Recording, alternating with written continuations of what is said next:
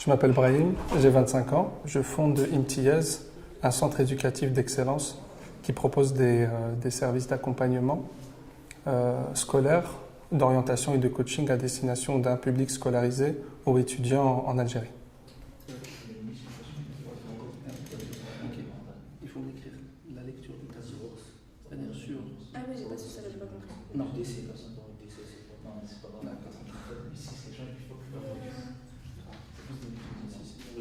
C'est le 11. Oui, ah ça, oui, c'est les parents. Mais c'est moi qui avais dit la première. Mehdi, c'est l'augmentation du divorce. Et les femmes qui font plus d'études. Ouais, ça, ouais. On n'est pas une école, on est un centre éducatif d'excellence. Pourquoi on n'est pas une école?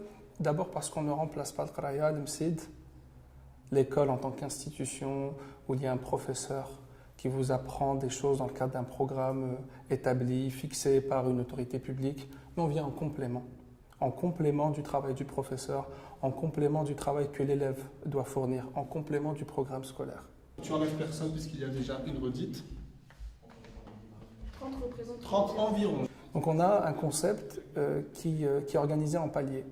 La première chose qu'on fait à nos élèves ici, qu'on leur transmet, qu'on leur délivre, c'est la méthode. C'est des outils pour pouvoir assimiler, pour pouvoir comprendre, pour pouvoir acquérir et mettre en application ce qu'on leur apprend à l'école.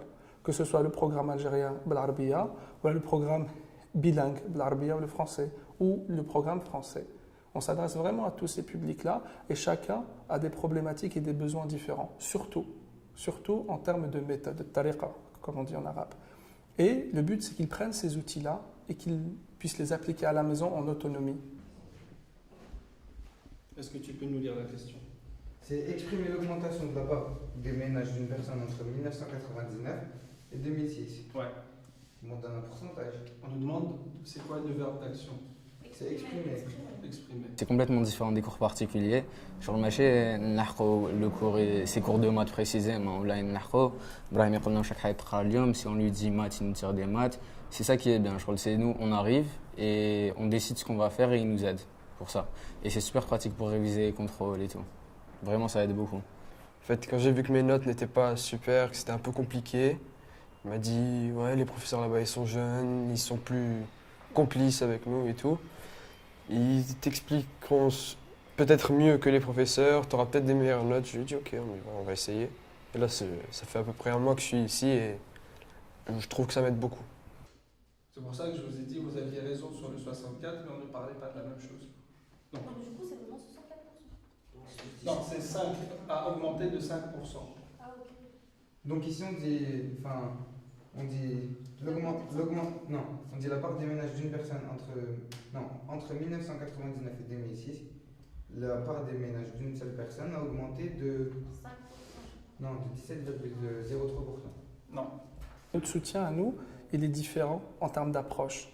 Ce n'est pas un abonnement, on déroule les cours, j'ai mal au stade ou la chire, on déroule des exercices corrigés, au contraire, nous on dit aux élèves, le soutien, c'est fait pour vous soutenir, juste une béquille, en attendant que votre jambe guérisse, pour que vous puissiez marcher de vos propres jambes.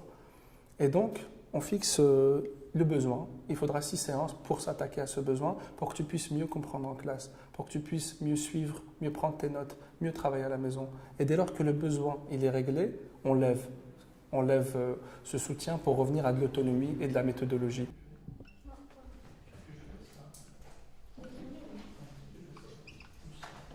En plus de ces services, on propose qu'il y ait une valeur ajoutée unique en Algérie, des services d'orientation.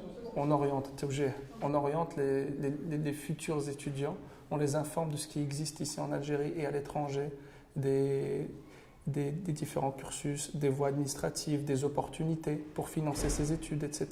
Mais également pour se préparer, parce qu'il y a ce que je veux, il y a le vouloir, qu'ils puissent mettre des mots à ce qu'ils veulent faire, mais également le savoir. Est-ce que tu sais des choses en rapport avec ce métier? Est-ce que tu sais des choses en rapport avec ce que tu veux étudier? Et enfin, il y a le pouvoir. Tu sais, pour faire ça, ce qu'il faut te faire, ce qu'il faut que tu fasses, ce qu'il faut que tu fasses pour te préparer à ce jour-là, eh ben, ça commence dès maintenant. L'imtiyaz, c'est un état d'esprit, ça se vit au jour le jour et dès aujourd'hui.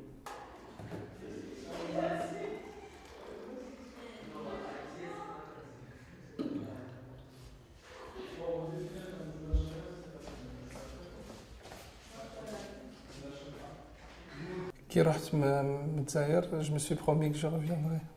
Ça a été une promesse que j'ai faite le jour où j'ai quitté mon pays. Je me suis promis de revenir utile à mon pays, utile à ma société, utile à son avenir. Pourquoi? Parce que l'Algérie que j'avais quittée à l'époque, à la fin des années 90, n'était pas celle qui me permettait peut-être de rester, de m'épanouir, de vivre mes projets pleinement. Et je m'étais promis que le jour où je reviendrai, c'était pour permettre à notre génération, aux générations futures, de pouvoir le faire sans avoir à immigrer, sans avoir à quitter leur pays, leurs racines, leur famille, leurs attaches. Et ça a été naturel pour moi, pendant que j'étais en France, que j'évoluais, ou ailleurs, dans le cadre de mes études, je cherchais le bon prétexte, la bonne raison, le bon projet باش نرجع لبلادي.